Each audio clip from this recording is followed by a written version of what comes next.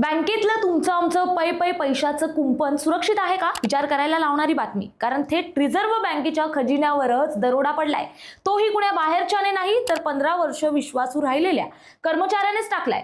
तब्बल 9.25 कोटींची सनसनाटी चोरी कशी झाली पाहूयात त्याचा विशेष रिपोर्ट. नमस्कार, मी प्राची शिरकर, प्रहार न्यूज लाईन मध्ये आपलं स्वागत करते. गुजरातच्या अहमदाबाद मधील ही आहे बँक ऑफ बडोदाची शाखा, जिथं आरबीआयचा खजिना आहे. 13 जानेवारीचा दिवस. 15 वर्षापासून काम करणारा कर्मचारी 2 मजुरांना घेऊन खजिन्याच्या खोलीत सफाईसाठी घुसतो. पण त्याचा हेतू साफ नव्हता. मजुरांचे डोळे चुकवून त्याने चक्क कचऱ्याच्या मोठ्या बॉक्समध्ये 8 कोटी 70 लाख रुपयांच्या नोटा गच्च भरल्या. कचरा फेकण्याच्या बहाण्यानं या कोट्यावधींचा खजिना बँकेबाहेर पडला. पण थरार इथेच थांबत नाहीये.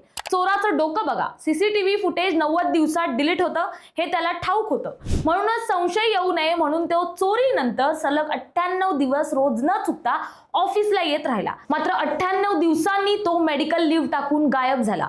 चोरीच्या पैशातून त्याने अलिशान घर घेतलं, महागडी गाडी खरेदी केली, एका महिला सहकार्याला घर घेण्यासाठी 23 लाख रुपये दिले आणि उरलेले पैसे शेअर मार्केटमध्ये उडवले.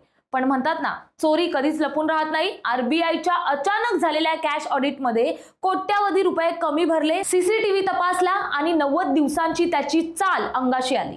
पोलिसांनी थेट मनाली गाठून आरोपीला बेड्या ठोकल्या. पोलिसांनी त्याच्याकडून 2 कोटी 20 लाख रुपये रोख जप्त केले. 4 कोटी रुपये त्याने आधीच उडवलेले होते.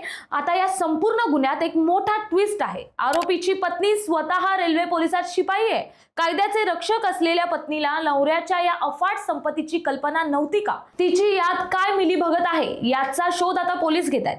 विश्वासू हातांनी जेव्हा बँकेचं कुलूप तोडलं जातं तेव्हा केवळ सुरक्षा यंत्रणाच नाही तर संपूर्ण बँकिंग व्यवस्थेवरील जनतेचा विश्वास धोक्यात येतो. तर गुन्हेगार कितीही स्मार्ट असला तरी कायद्याच्या हातांपेक्षा त्याचे डोकं कधीही मोठं नसू शकतं. हेच या घटनेनं पुन्हा सिद्ध केलंय. कचऱ्याच्या डब्यातून कोट्यावधींची माया गोळा करणाऱ्या त्या महाभागाचा मुक्काम आता थेट तुरुंगाच्या काळकोठडीत झालाय.